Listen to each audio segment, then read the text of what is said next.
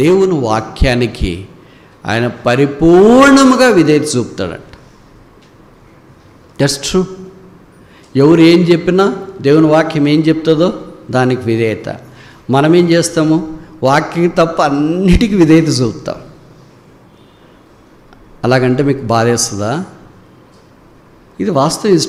It's true in my case. నా విషయంలో కూడా అంతే.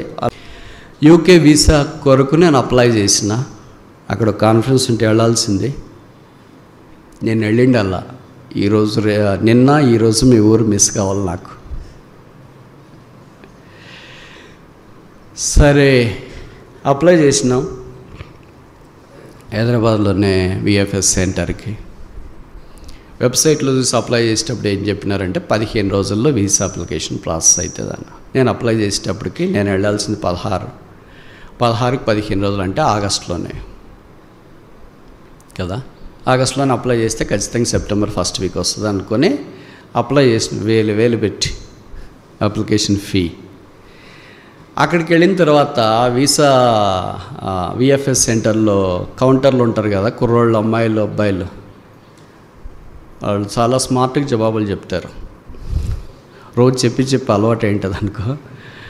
అందుకే ఏమన్నారంటే వీసా ప్రాసెస్ చేయడానికి 8 to 10 వీక్స్, 8 నుండి 10 వారాలు అవుతుంది అని అన్నారు. ఆ రోజు నేను చదువుకున్న వాక్యం ఏంటంటే, నీవు కన్నీరు విడుచుట చూసితిని, నీ ప్రార్థన నేను ఆలకించున్నాను, నీవు క్షేమముగా వెళ్ళము.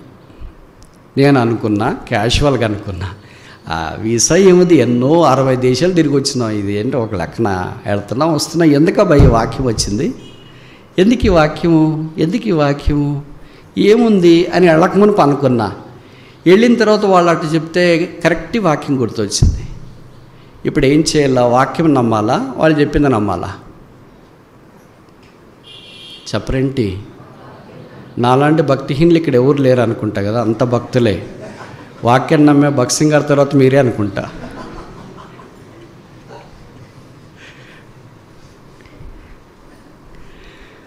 సరేనా? సరే, వాక్యం నమ్మి పర్వాలేదు వస్తారని, లేకపోతే లేదు, కాన్ఫరెన్స్ మిస్ అయినా పర్వాలేదు అని నమ్మిన, అప్లికేషన్ ఇచ్చినా, కూర్చున్నా. బయోమెట్రిక్ పిలుస్తారు, అంటే చేతులు ఇవన్నీ తీస్తారు కదా, బయోమెట్రిక్ పిలుస్తారు. అక్కడ కూర్చున్నా.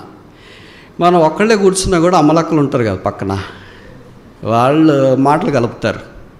వాళ్ళు కలిపి ఏం చేసినారంటే, sir where are you going to, ఎక్కడికి వెళ్తున్నారు అని. నేను చెప్పాను, ఇట్లా లండన్ వెళ్తున్నాను అని. వీసా ఎంతకాలం అవుతుందని మీకు చెప్పినారంటే 8 వారాల నుండి 10 వారాలు అవుతుందని చెప్పినారు. 8 నుండి 10 వారాలు నిజంగా జరిగితే నాకు వెళ్ళే అవకాశం లేదు. కానీ దేవుని వాక్యము నమ్మినాము గనక, కన్నీరు విడుచుడు చూసి నీ ప్రార్థన ఆలకించు, నువ్వు క్షేమముగా వెళ్ళమంటే ప్రభువు ఇస్తాడు. అలాంటివి ఎన్నో అసాధ్యాలు సుసాధ్యాలు దేవుడు చేసినాడు గతంలో, చేయగలడు కూడా ఇప్పుడు అని నమ్మినా, ఇచ్చేసిన.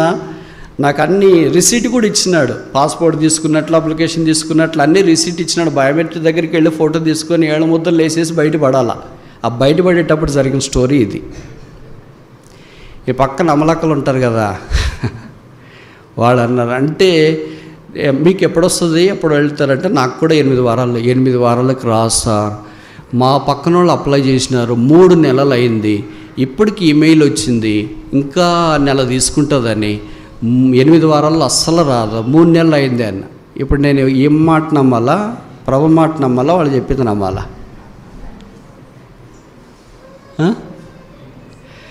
నాకు లోపట ఏమైందంటే, ఇక్కడ ప్రాక్టికల్ ఎగ్జాంపుల్ కదా వీళ్ళు చెప్పేది.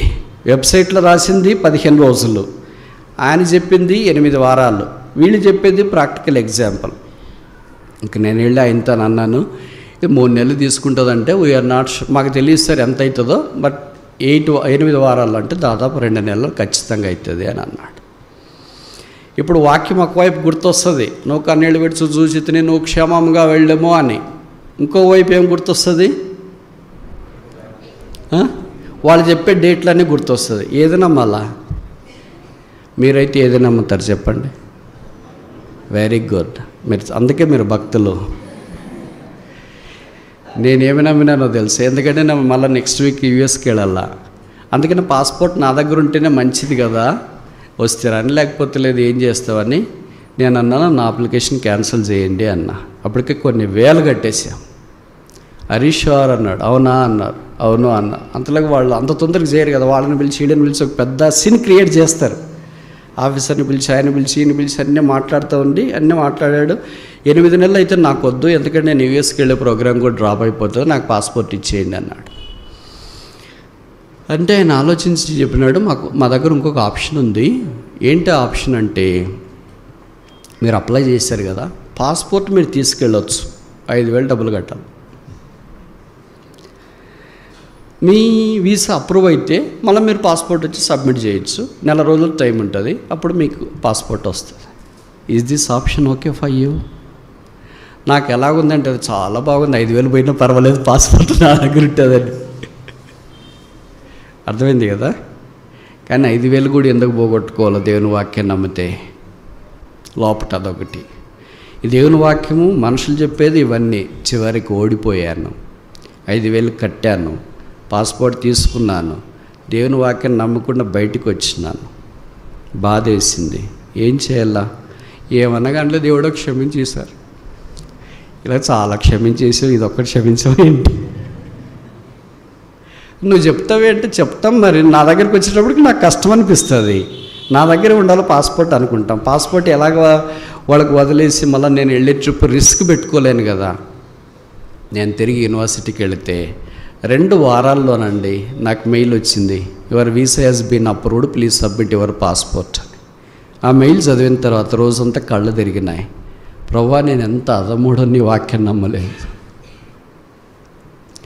నీ వాక్యాన్ని విధేయ చూపించడానికి ఇష్టపడలేదు. 5,000 పోయినాయని బాధ కాదు, 5,000 పోయినా అది వేరే విషయం, టైం పోయింది వేరే విషయం, యూకేకి వెళ్ళలేకపోయినా వేరే విషయం, అవి ఆల్ డిఫరెంట్ థింగ్స్.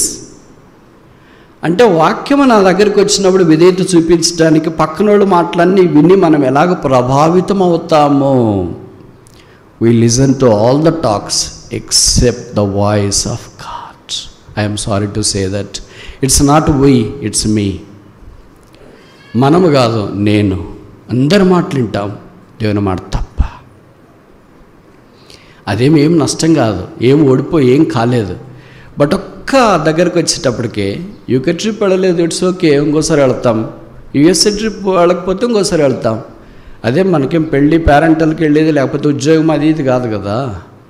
బట్ దేవుని వాక్యానికి ఆ రోజు దేవుడు నాతో మాట్లాడిన వాక్యానికి విధేయత చూపించి రిస్క్ తీసుకొని, ఓకే దేవుడు నాతో మాట్లాడినాడు, వస్తారని, లేకపోతే లేదు ఇక్కడ పెట్టేస్తున్నా పాస్పోర్ట్ అని పెట్టేసి వచ్చింటే ఎలాగుండేది?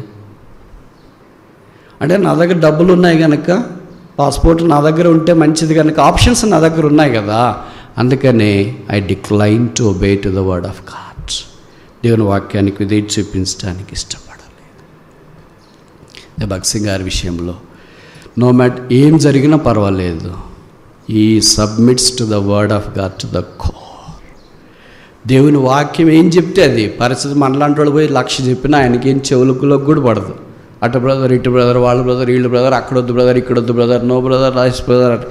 అసలు చెప్పేవాళ్ళు ఎవరు లేరు, ధైర్యం చేసేవాళ్ళు. ఎవరన్నా మనలాంటి వాళ్ళు ధైర్యం చేసి అటు ఇటు మెంటల్ వాళ్ళు పోయి చెప్తుంటారు కదా, ఆయనకి ఏం పడదు. What ever God speaks that's final. మనకి నాకు what ever people speak that's final. అందుకే మనం ఇట్లుండిపోయాం, అందుకే వాళ్ళు అలాగ అట్లున్నారు. ఇప్పుడు మనం బల్ల ఎలాగ పాలు పొందాలా? నీవు అంతరంగములో సత్యము కోరుచున్నావు. God's is truth. Truth means word of God. ఆ దేవుని వాక్యానికి విధేయ చూపించకుండా రోజులు, వారాలు, నెలలు, సంవత్సరాలు ఎన్ని గడిచిపోయినాయో లెక్కే లేదు. God can never do his miracles through a disobedient believer. అవిధేయుడైన వ్యక్తి ద్వారా దేవుడు ఏ పని చేయలేడు. దేవుడు విధేయుడైన వ్యక్తి ద్వారా పని చేయటానికి ఎంతైనా ముందుకు వస్తాడు.